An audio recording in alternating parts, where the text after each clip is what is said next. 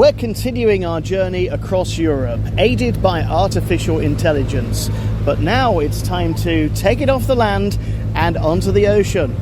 Welcome to Travelcaster, the travel pod that takes you there.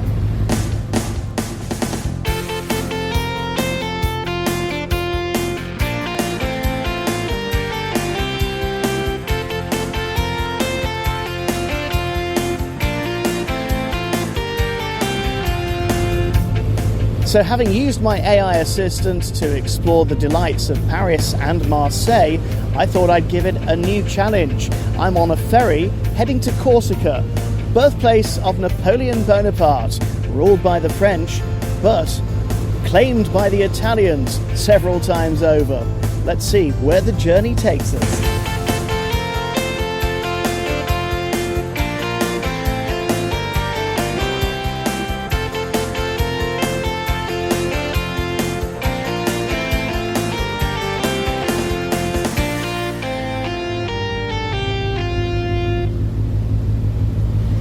Well, we left Marseille about half an hour ago, and it was only when we boarded the boat to go to Corsica that I noticed just how vast the place was.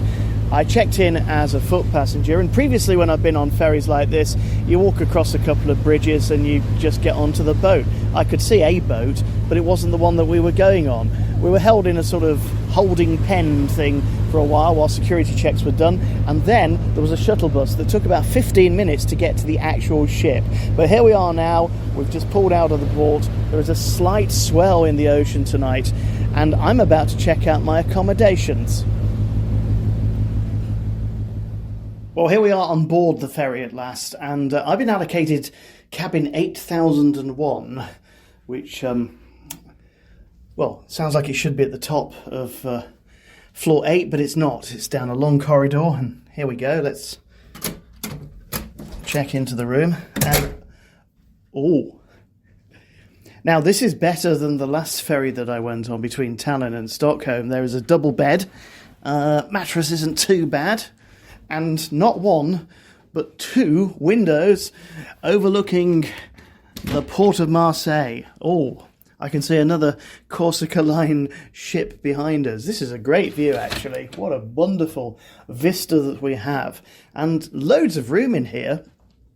There's even 3-pin plugs like English style, which is a little bit weird, as well as the continental versions. And we have a fridge that's got 2 free bottles of water in. Okay, no tea or coffee, but there we go. And this is the important bit for me, the bathroom. Stepping up into le cabine. This is okay. Yeah, we have a shower, which seems to have some good power behind it. Excellent stuff. I'm rather pleased with this. Now, this is a 14-hour overnight crossing, and you can come on as a passenger ferry to this boat from Marseille to Corsica for as little as €28. But if you want the comfort, of course, you'll have to pay for the cabin as well. I've done that, and I've ended up with a decent bit of accommodation, including the crossing, thrown in breakfast, the complete price, €135. Now, the facilities on board this boat aren't quite as grand as some of the ships that I've been on, but there are a couple of bars and restaurants. A meal, including a pizza, a dessert and a beer, came in at about $21.90. Well, bonjour. It is Monday morning, and despite the noise of the engine room behind me, the sight from the side of the boat is absolutely spectacular. To our east, I can see Corsica and the distant lights of Bastia, which is our destination for this morning. And to the west, some spectacular cloud formations just as the sun is coming up. It's just before 7 o'clock, which is a fairly early time to be getting up, but we disembark at 8, so that's the way it is.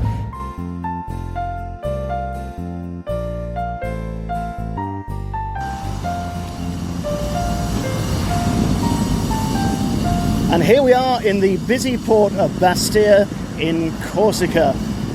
And I asked AI to reconfigure my phone so that it would work on this island, and it did a few things and then said, "Welcome to Italy," which is strange because Corsica is part of France, although in the past it used to be part of Italy, and despite the fact that Napoleon Bonaparte was born here, he came from an Italian family. It might get a bit mixed up over the next 24 hours, but we're going to try and make the most of it. Arriving on the overnight ferry meant that there wasn't a lot to do in Bastia first thing in the morning, and my hotel wasn't ready for check-in, so I asked AI what else could I do. Bearing in mind that Corsica is over 100 kilometres long and over 80 kilometres wide, getting around it could be tricky.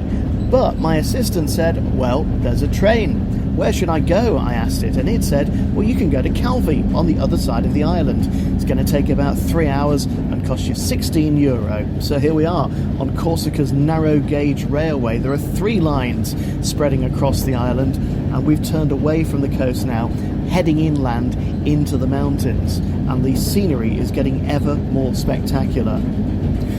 Now bear in mind, if you're going to do this trip, there's only one direct train a day to and from Calvi if you're in Bastia, and that's going to be a 10-hour day all round, so make sure that you've got time to do it.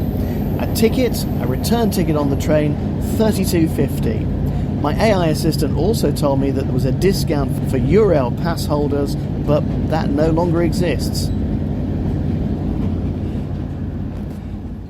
There are many railway journeys that can claim to be the best in the world, but I would argue that the 3-hour trip I've just taken from Bastia over here to Calvi ranks among them. Not only did we climb into the mountains and see wide valleys below, we saw the greenery of Corsica. It is such a lush island. There is pasture, there are cows grazing, there is farmland.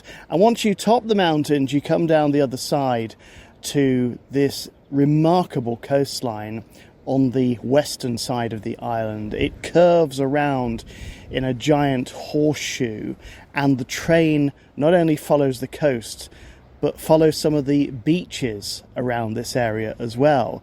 Literally, we were going right across the sides of beaches and by the water and through the middle of campsites. It was quite remarkable.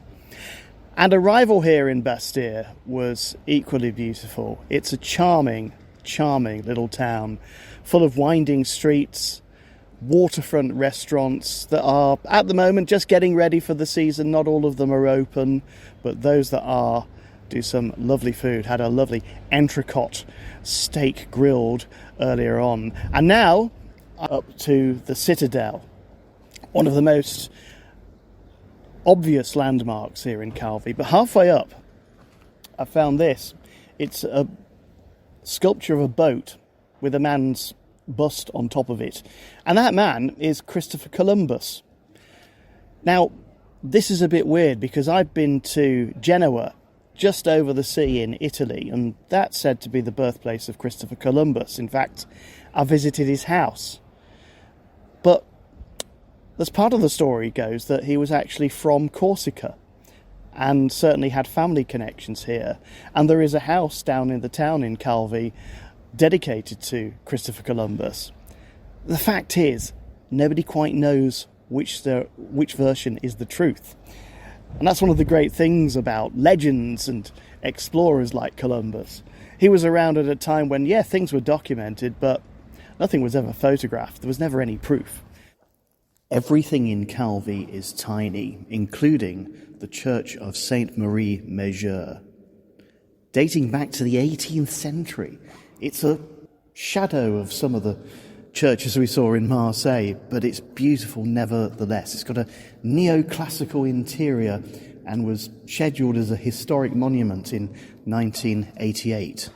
It's free to get in, a nice break from the sunshine outside, and a moment for quiet reflection.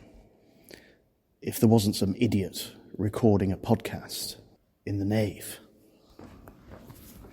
I can confirm it's quite a walk up here to the top. But once you do reach this viewpoint, you can go right up to the edge of the Citadel walls and look out over the most spectacular vista. The whole of Calvi and its harbour is below. Behind it, the mountains of central Corsica, and along the shoreline, many of the small villages that we pass through on the train. And here, there's a little porthole which gives you an ideal viewpoint through the ramparts. Now, during the summer season, there are restaurants and bars dotted around here and ice cream parlours, but all year round, there are actually people living up here. Within the walls of the citadel are these apartments reaching into the sky, many levels. I bet they don't have lifts. And I've just seen an elderly couple enjoying their balcony, tending to the garden. What a place to live.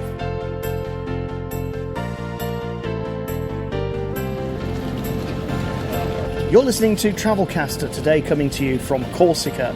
To find out how we got here and what to do when you arrive, check out travelcaster.blog. And don't forget to subscribe to the podcast.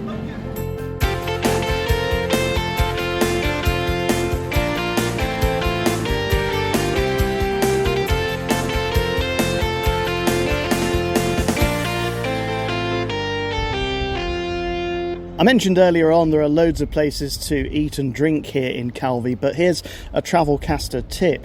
If you are down in the port area and walking along the front, take a step back 1 block. Go up any of the steps besides the restaurants that you can see to the street behind, because that way you'll be entering different restaurants, all of which have terraces overlooking the port. It's a nicer view and the food's just as good.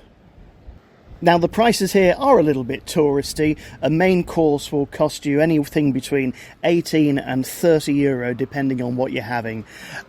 A small glass of local beer will come in at around 4.50. Atop the ramparts of the citadel, I can see down into the harbour. And below me is a tall ship called Pagoria. On its badge, it said it's based in Genoa. But the flag is Polish. So I asked AI to tell me a bit more about it, and it is a working tall ship. It was actually built in 1980 in Poland for the purposes of training young people and giving them experience of the sea. Given that in 1980 Poland was undergoing its own revolution from the grip of Russia, this is perhaps a brilliant example of solidarity at its finest. How fascinating. Arriving back in Bastia some 10 hours after I left this morning. I've got to say, we're here at the end of March, right at the end of March, and things aren't quite ready for the season. A lot of the bars are closed tonight, and I asked AI why that was. It said, well, it might be for operational reasons, but we can't give you a specific hint. Well, there's the thing. However, I did manage to find some nice wine to drink at Le Marche Bistro, the bistro at the marketplace. This is one of the places where during the season you'll find loads of places crowded around the historic market square. There's also an old port area, but at the time of recording in early 2025 there's a lot of renovation work going on, so that historic view of the viewport might be somewhat obscured. Never mind, it was a pleasant evening. You can read more, as usual, at travelcaster.blog. That's going to wrap it up from this edition of the podcast. Don't forget to subscribe wherever you're listening, and join us again soon for the next leg of our European adventure here at Travelcaster, the travel pod that takes you there.